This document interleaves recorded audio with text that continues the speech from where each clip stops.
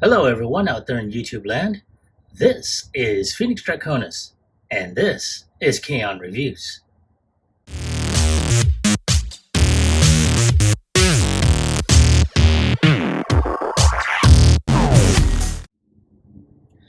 Now, as you saw in the intro, today's review video is going to focus on Transformers Legacy, Creatures Collide, Buzzworthy Bumblebee, Goldbug.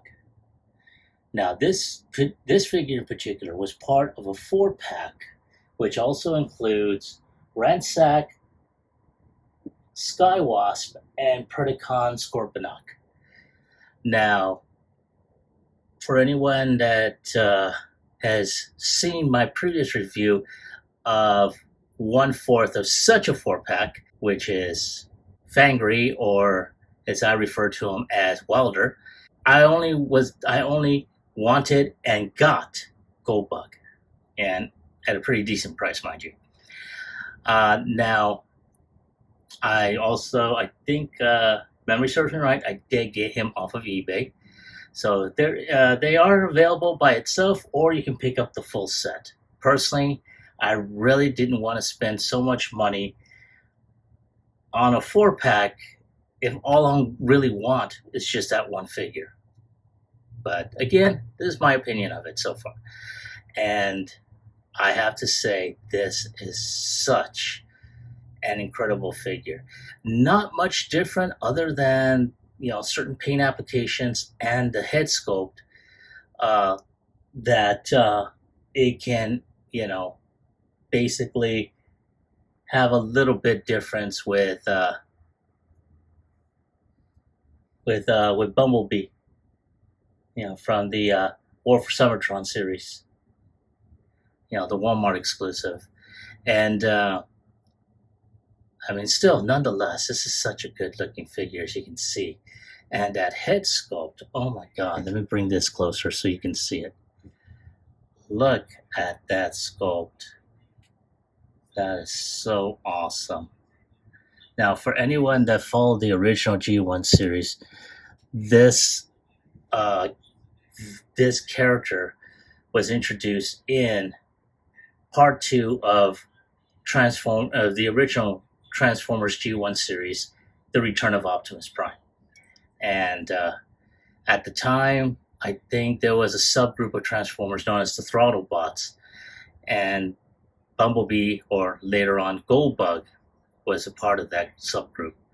So, and of course, despite him having a very limited appearance within the G1 series, he made a big impact, and there he is. At this point, I don't want to ramble any more than I already have.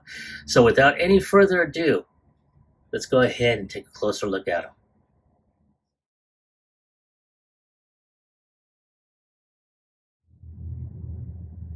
All right, folks, thank you for waiting. I appreciate your patience. And let's go ahead and take a look. Look at that pudding. Wow. That is so awesome, man. I love that head sculpt. Yeah. And the body sculpt is pretty much the same as the Netflix, War for Cybertron Bumblebee. Not much different other than, he's got a more golden color to him, some gold paints in certain areas, gold plastic that just basically shines on him. So very nice. And like Bumblebee, he has the same amount of articulation.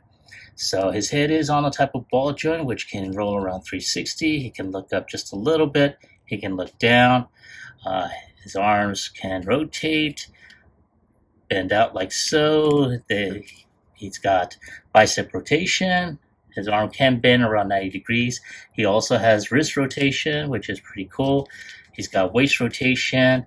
He can kick up and out like so. Very nice. He can bend around 90 degrees. He can kick out 90, kick back, but he will also hit his backpack. He also has very wide insanely wide ankle tilt. But can he do the Kung Fu kick? Let's find out, shall we? So, I'm gonna go ahead and do this. And yay! He can. Awesome. Oh man. So yeah, Of course, he does have his accessories, which includes his bazooka, which can also become, his primary weapons. In addition to anyone that has seen the Earthrise Cliff Jumper, as well as the Netflix War for Cybertron, Bumblebee, they have the same type of uses for each of them. Such as the water the water ski motif and everything. So uh, if I pose him with this, he'll probably more than likely use those, unless I look back on the extraneous weapons from one of the old Generation Selects packs that has a weapons cache. I'll probably give him a weapon from that. But this isn't too bad. With Cliff Jumper, I saw it because I saw the nostalgia effect on that. He had the bazooka. Okay, great. G1 reference. Goldbug, not so much. But again, not too bad. Reuse of the same mold. So that is about it.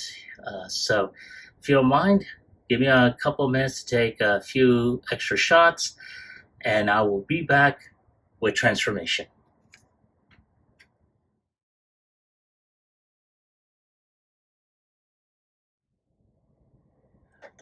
All right, now here we have Goldbug, and let's go ahead and start with transformation.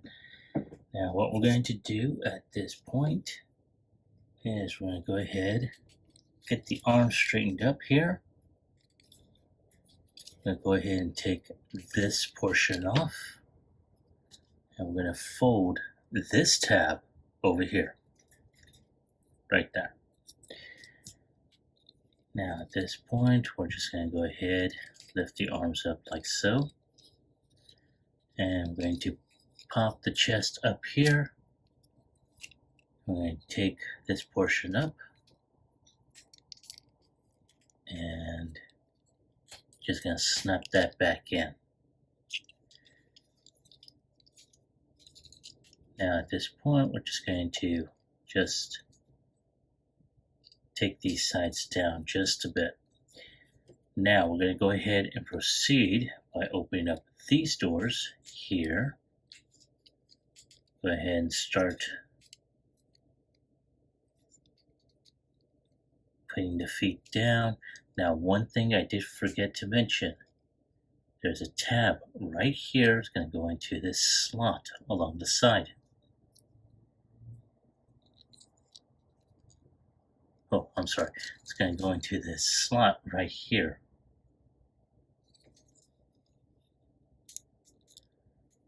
Nope, I'm wrong again. Damn it. So it's going to go somewhere. Damn it. There we go. Alright. So it's this tab here. It's going to go into this slot along the thigh.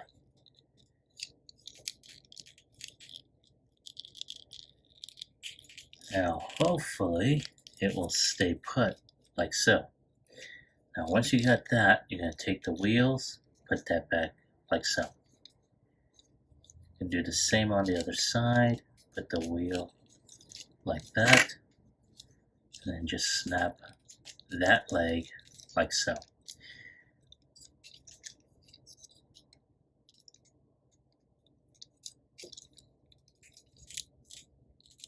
Now, one thing we need to do is twist 180, and then this front, once we start folding this along, this It's going to lock into here. Now, speaking of locking, we're going to put these legs together.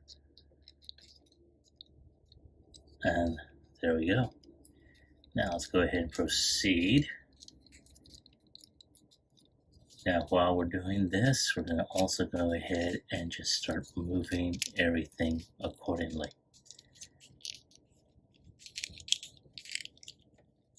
If we can get it. Ooh, okay, we may have to, damn it, fold this so we can get these back pieces over here.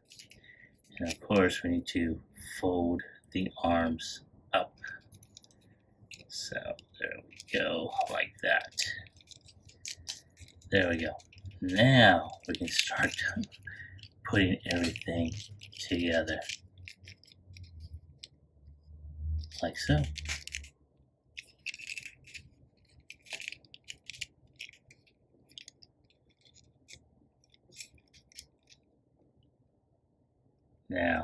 Now that it's in this configuration here, I'm going to take this piece, put those into the hand slots, because there's a couple of tubes here.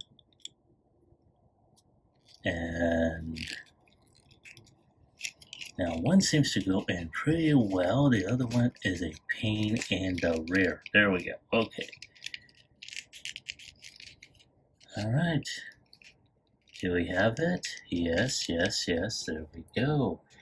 And there is Goldbug. Sorry about all the shake there. And there's Goldbug in his vehicle mode. It's a very nice mode, I tell you. Alright. Okay, so give me a moment to take a few more pics for the end of the video, and I'll be right back with my final thoughts as well as my score.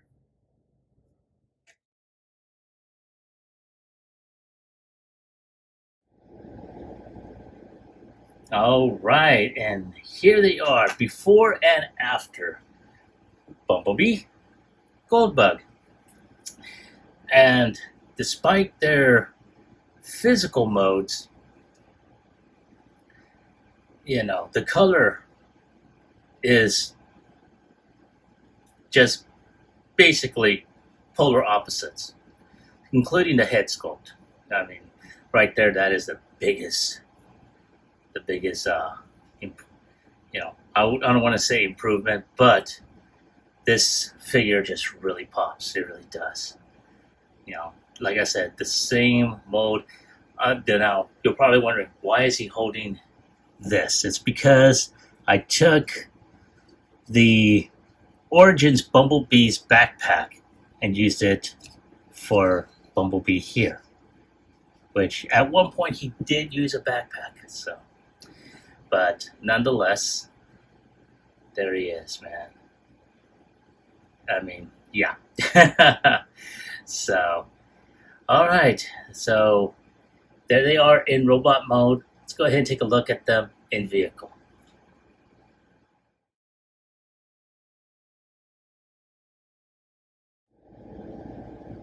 All right, there they are in vehicle mode. As you can tell, despite their similarities, they're exactly the same vehicle mode. The only difference is their color. Here you have your traditional Autobot Bumblebee and what he became afterwards. And this is still cool. I really like this one. You know, not much change in the body. It's the head sculpt that just changes. Just even the most minute change in a character can just be the most awesomest thing. So, you know, but other than that, that is it for the vehicle mode. Give me a moment to get Goldbug back into robot mode, and I'll come back with my final thoughts as well as my score.